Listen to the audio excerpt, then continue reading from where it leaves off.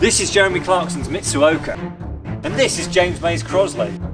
But which is the better car? I'm going to be testing these two cars in 12 categories. Whoever gets the most points wins and will be deemed the better car. Styling, which is the best looking? Let's start with the Mitsuoka. Classical sort of 30s British styling up the front and American-ish styling at the rear. Look at that, you've got rockets. Just wherever you look, there are insane shapes. There's just so much to look at, and it's going to take a long time to look at it properly. I think I particularly like that bit. The Crosley, it's actually quite pretty. The more you look at it, the more it grows on you.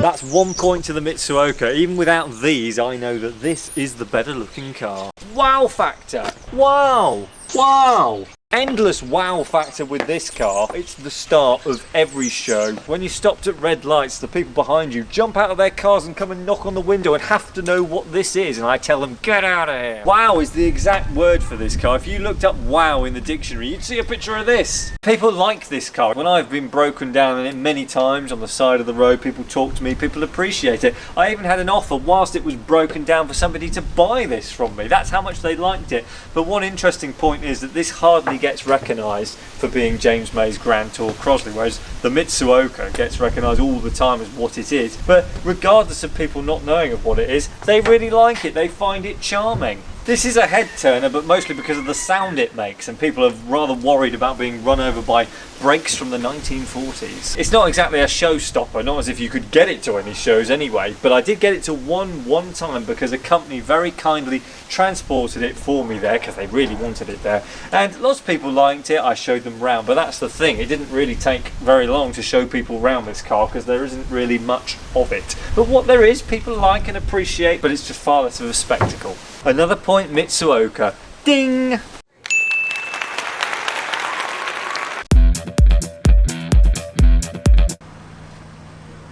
It's very quiet in here, very civilised. The sound of this car, you know, I've had people at shows thinking it's going to be very loud or have a massive engine in it, which is fair enough because it's got all the exhaust ducts things on the front. No, it's, and when you tell them it's a 2 litre naturally aspirated, I've had somebody ask me to turn it on at a show and rev it up for them, and I thought, I just said to them, you do realise you're asking to be disappointed, because this car, as you can hear, is very quiet, very civilised, very nice. It's a very pleasant place to be. It's got a good kick down, this car. That is the only time you ever get any proper noise out of it, is when you stick your foot down with the kick down, which I will demonstrate that for you in un minuto. Right, get ready for the power, everybody. I'm going to stick it into the kick down, let it straighten out a bit. Right, here we go. Oh, there it is. Full on kick down. 45, 50 into overdrive. There it is. I don't know how well that sounded on camera, but that's basically as noisy as it gets. Although I have had a more aggressive kick down once getting past a cyclist, which surprised me and the cyclist. The sound, as you can hear, is rather loud. It gives the illusion of speed. You've got a straight pipe exhaust in this, which is great because you can really hear all of the power, which there isn't much of it, but you can hear every last bit of the power. Yeah, listen to the sounds. It sounds like you're driving a war movie. There's a man on the phone walking along who hates me because of the sound. Noise pollution is my favourite thing. You get a lot of impressed looks from old men. Oh, old men. Oh, it's the sound of the Crosley it makes when you drive it. It goes, oh. Got a great note to it. Fully antisocial. I can smell it. Good, authentic.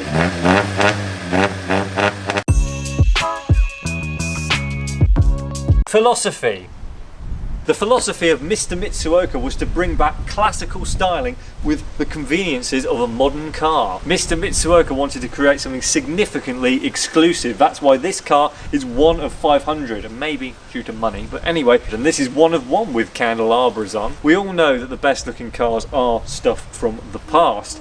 And what this does is take those fantastic looks of old and puts it together with all the modern things that take away all the downsides of older cars. And most of it's fiberglass, so it doesn't rust. Thank you, Mr. Mitsuoka, thank you.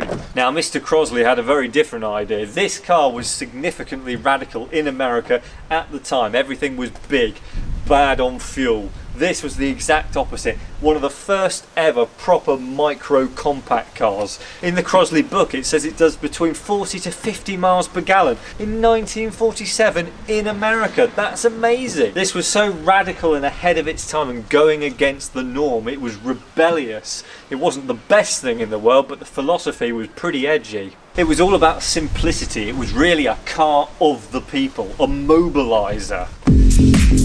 It was well ahead of its time. You cannot ignore that level of boldness and going against the norm. It's radical, it's interesting, it's pioneering, and that's why I give the point to this car. The Crosley has the best philosophy.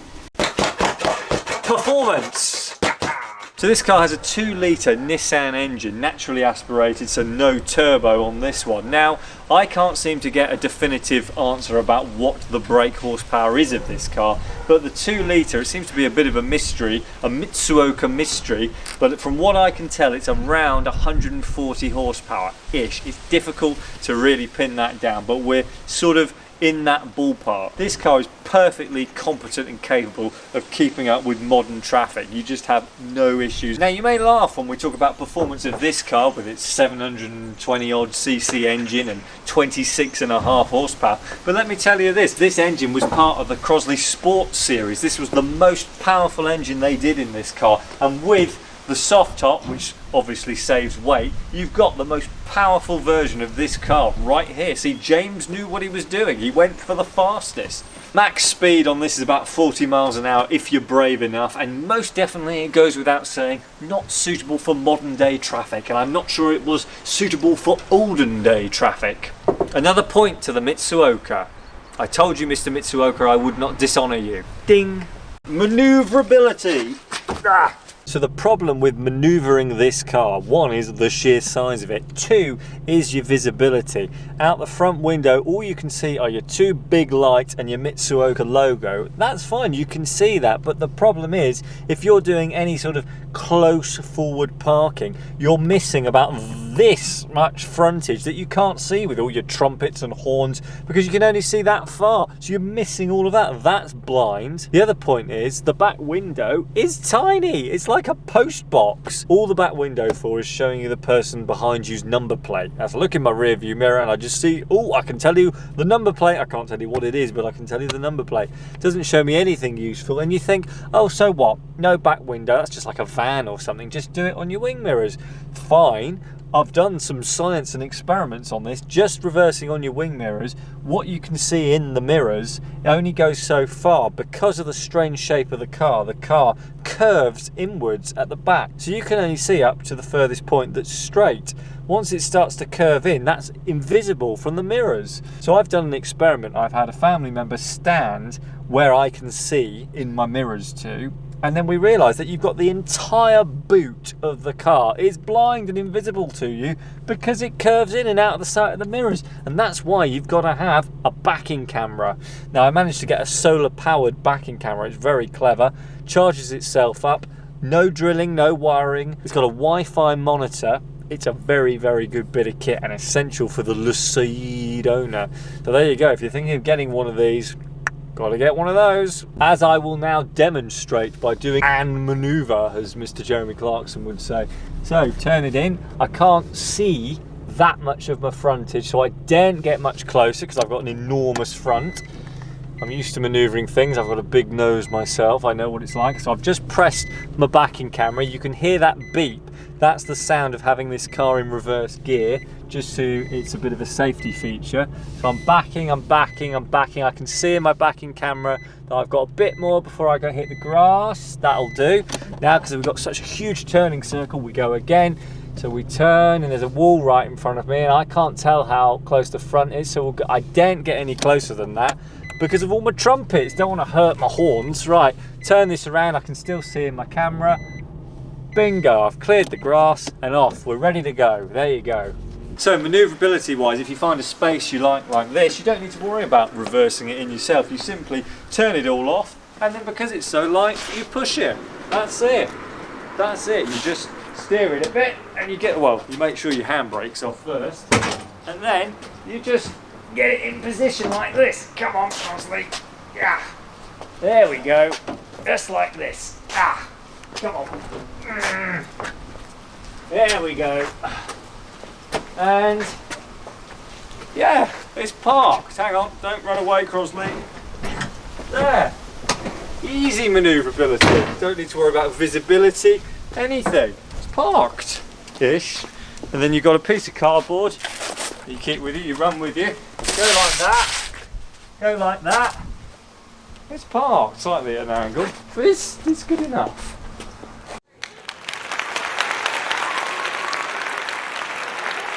Interior. The interior, simply another aspect of being a fantastic crowd pleaser. Look at all of this Dalmatian. The standard interior of this car is from the Silvia, and quite frankly, for such a flamboyant, interesting car, the standard interior is absolutely boring. Blacks, greys, very plain, very dull, nothing that says wild looking car. This makes it fantastic. People love to see the interior. I say, look, it gets better, and I open the door and it's, oh, fantastic. It's a bit impractical because it's white and you can get stains on it, and you have to keep a towel on the dash because the white reflects onto your windscreen and you can't see anything. Where are you going? You'll see if you watch Eurocrash, Jeremy has a piece of black cloth on the dash for exactly that reason, because of the reflection. You just see your own Dalmatian print. It's hopeless. You can see why white never caught on as an interior trim, colour, finish, whatever it is. Chop up the Dalmatian. Don't do that. There's a few glue marks on here, but it's still far better than the original. The seats are mounted in Jeremy's driving position because they've been swapped from the original Silvia seats. Jeremy's put in a pair of Recaros for racing his Lucide, but they are mounted in his position, and he's very tall and I'm obviously not as tall, which is why I use this, a Dalmatian, where is it? A Dalmatian cushion. There it is. When I open the doors, it excites people. Are you excited? Now the rear seats do actually remain in this car, and that's what the original ones were like that you can see in the episode. But as you can see, we've dramatically improved them with some Dalmatian sort of sticky things that go on your, well, there's another one down there, and another Dalmatian cushion just to jazz it up. So the Crosley's interior, a bit basic. It's not obvious what everything is and what it does. It's got a certain sort of charm to it in a simplistic way, like a time warp setting. The seats fold like this, yeah, which is quite nice, very simple, and it's a bit cramped when you shut the door. Tight on the shoulders.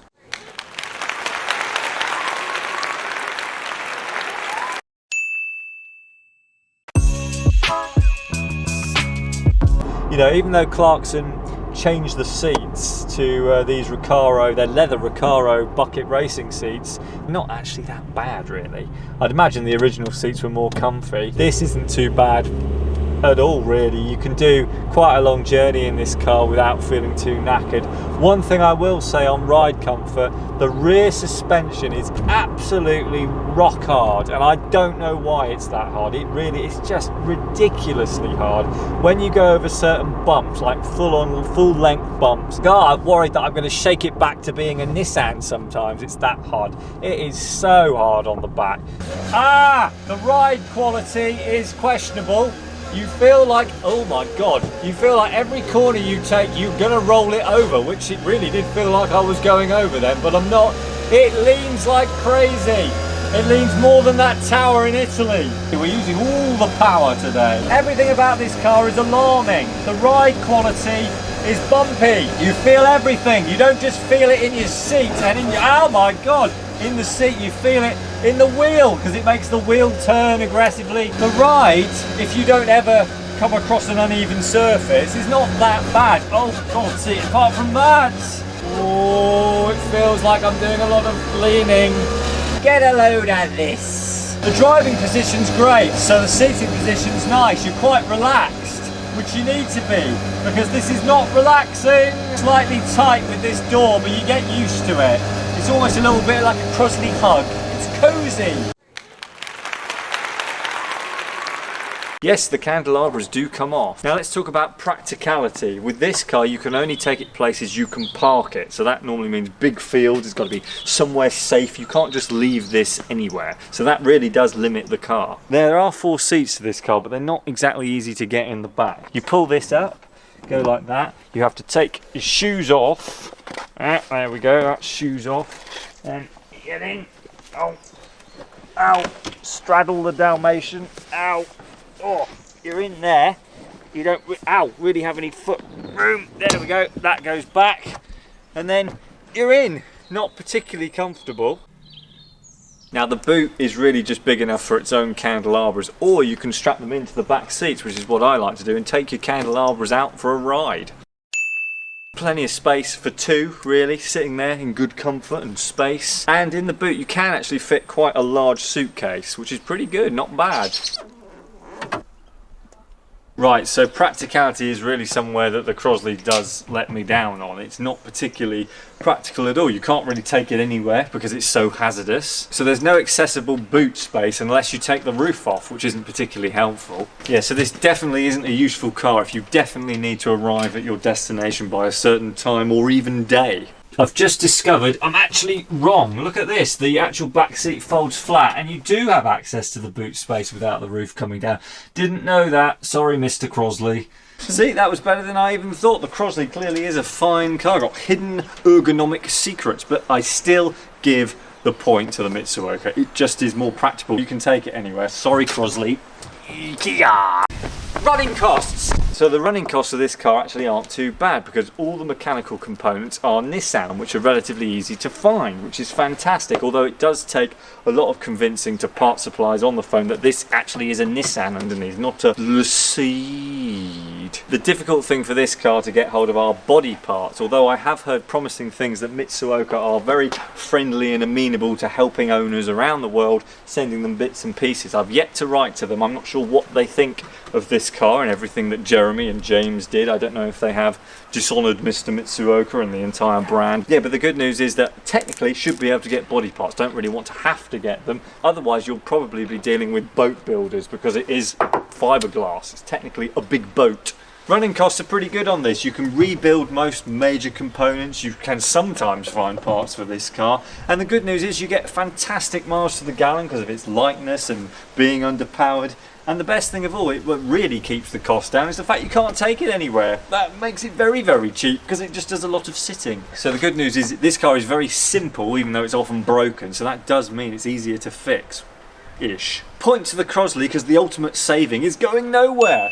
And this is the car if you want to go nowhere. Let's talk about reliability. Now this Mitsuoka Seyde has never let us down once. It's been endlessly reliable. If you've watched Eurocrash, you'll see that this was the only car not to break down. That's one of the things I tell people. People said when I bought this, oh, you should have gone and seen the car in person. I said, so what? I've watched an hour-and-a-half program on it. It didn't break down in the program, so it's fine. It doesn't break down. It keeps perfect temperature. It's super reliable. There's been no problems at all. The only ever problems I've had with this car are candelabra related. It looks unreliable and complicated, but it really isn't. And on a good day, you can even get 30 miles to the gallon of your Seyde in overdrive. Now the Crosley, reliability-wise, isn't its strong set. It should be really reliable because of just how simple it is, but it's very temperamental, it's very fragile, and it's often broken, even though it has been brilliantly fixed and it is running the best it's ever run thanks to Martin Brooks.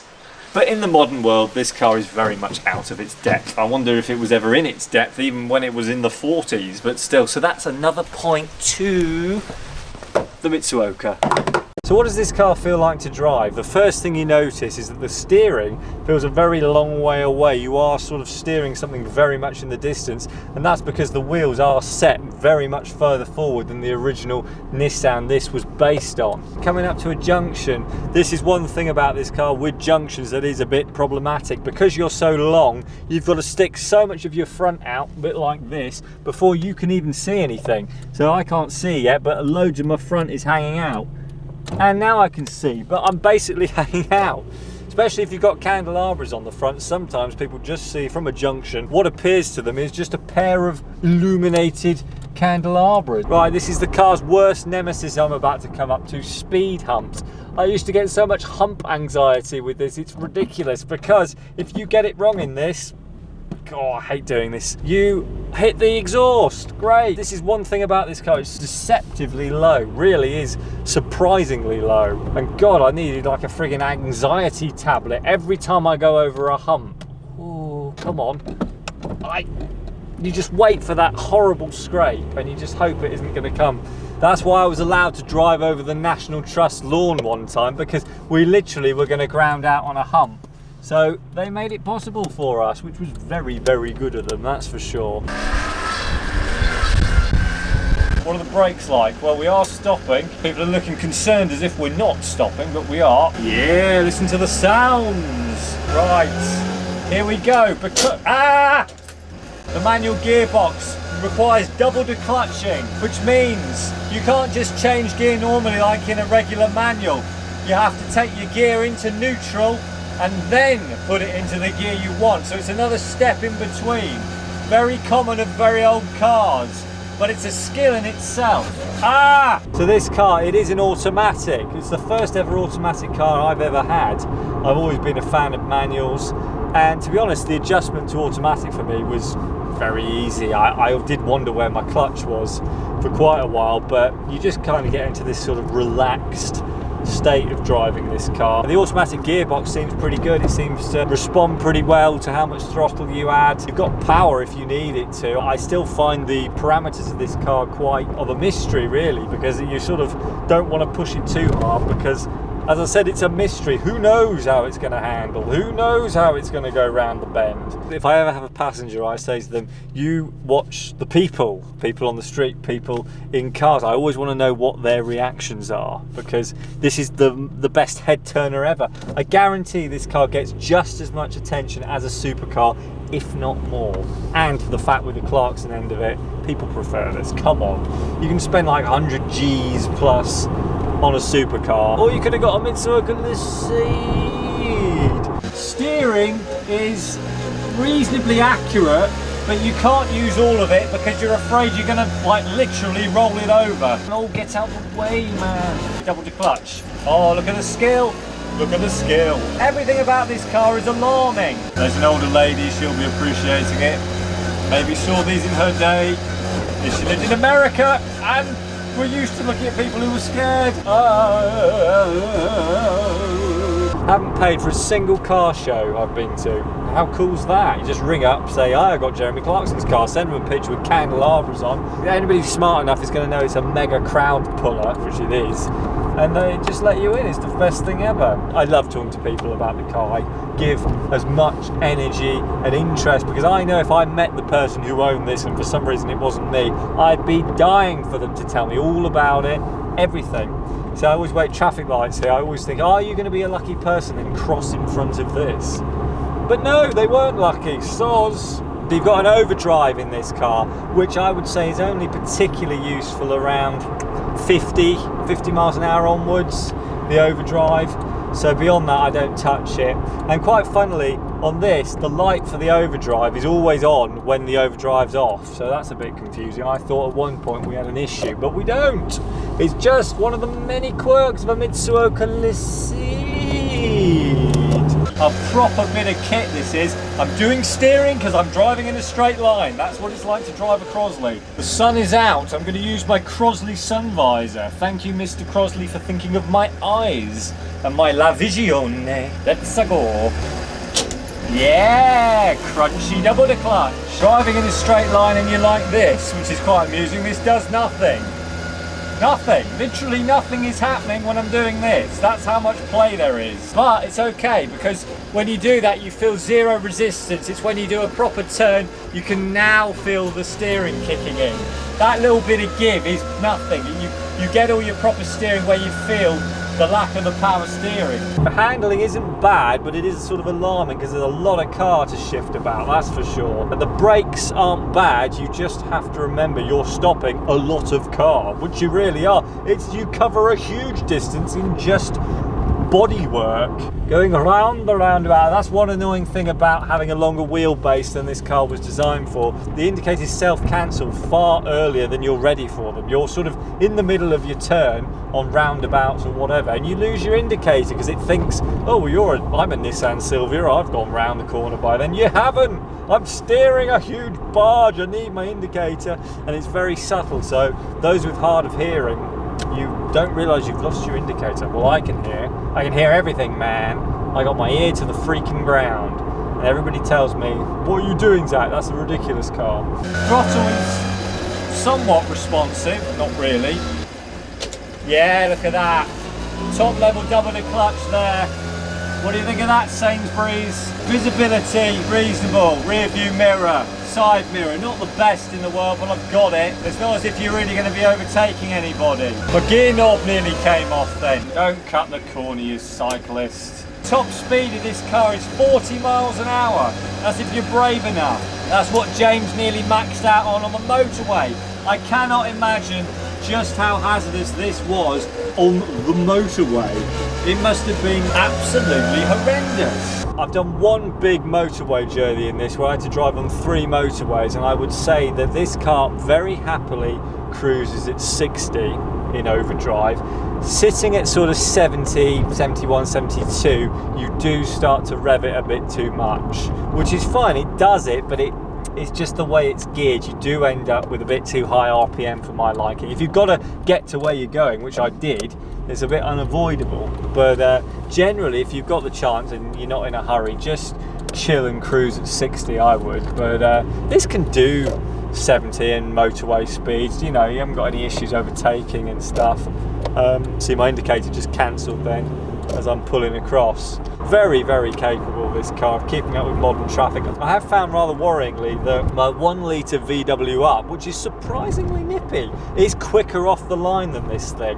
When I was doing loads of driving in the up and came back to this car, I noticed, like pulling out of roundabouts, this takes a lot longer to get going. It feels a bit sluggish off the line, but when you get it going and in the gear sort of proper zone, it's quite nippy and gets going. You know, that initial movement is quite a lot, but then it's quite a heavy car. It's a lot heavier than the normal Silvia.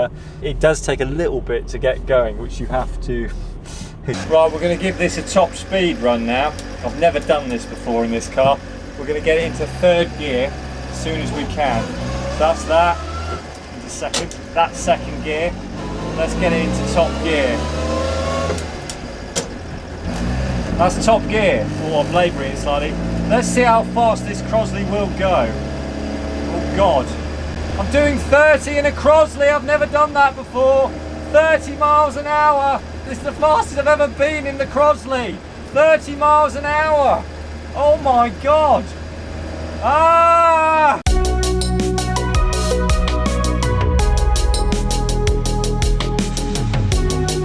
Kia! Okay, slowing down now. I just did 30 in the Crosley. Oh my God, I've only ever done like 22. There's always some sort of suction noise at the back there. I never really know what that's all about, but hey, whatever, it seems good. I will tell you, the air conditioning in this car is absolutely amazing. It's the best air conditioning of any car I've ever had. So good. I don't know how they manage that. There's so many little vents in here that cool you brilliantly. Such a brilliant bit of air con there. Really is. But it does feel direct, this car. It's certainly not sporty by any means, it really isn't. And if you can allow for its strange proportions, it is good fun. It really is fun. And when you factor in just how you're making the world a better place by driving around in it, you know, the amount of people you get flashing you. I'm talking about lights, not their pieces, well, sometimes. But no, it's a fantastic car to drive. I love driving this car. It really, really is something rather special. Bit of handling round the roundabout. Ooh, it goes round. Feels slightly concerning. Take it up to 40. There it is. You can soon get up to speed reasonably well. Oh, there we go. Cool, you can feel it roll around a bit there. It's funny, when you put your foot down in this, you feel like Cruella de Vil's just been tipped off about some puppies. Right, here's a nice little tight corner for this car. That is one thing you've got to be very aware of, all your proportions. Like, if you want to go all the way, I know you're not normally meant to do this, but if you wanted to go all the way around a mini roundabout, forget that. not gonna happen in this, I can tell you that. For nout. Coming back to the bloody humps again. Oh no, please, I get anxiety. Oh, hate that. I just hate waiting for that scrape.